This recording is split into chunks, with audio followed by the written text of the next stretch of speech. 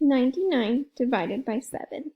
Start off with your two boxes, labeling your place values, putting your 7 on the side, your 99 on the inside, and your multiplication facts if you need them. Then I know I'm going to start in the tens place. That's the first 9 in the number 99.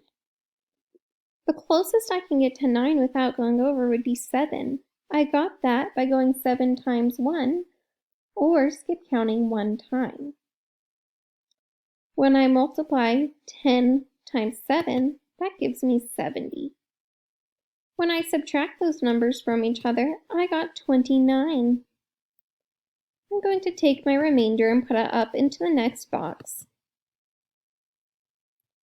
Then I know I'm in the ones place, but I have remainder left over from my tens place.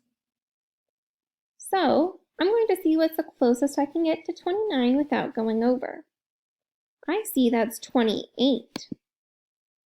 I got that by going 7 times 4, or skip counting 4 times. I will then subtract those numbers to give me 1.